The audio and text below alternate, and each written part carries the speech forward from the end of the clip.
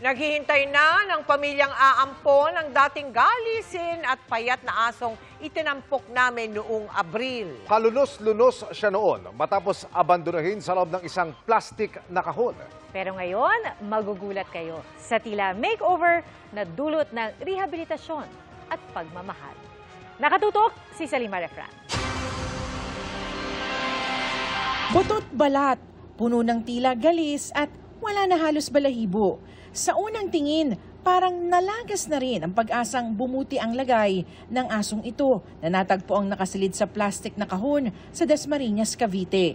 Pero ang asong tila mailap noon, sino mag-aakalang pareho sa asong ito na nakakagigil sa kakyutan?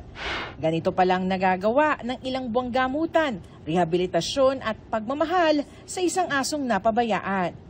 Ang asong bininyagan bilang si Daisy, masayang-masaya na at punong-puno ng sigla.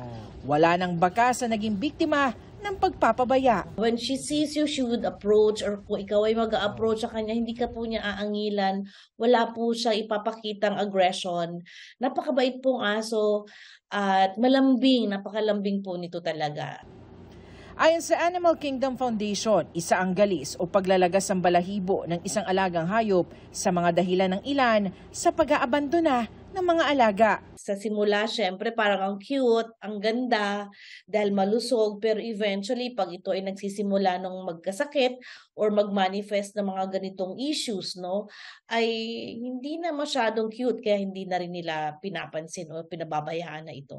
Pero nasa nag-aalaga naman talaga yan?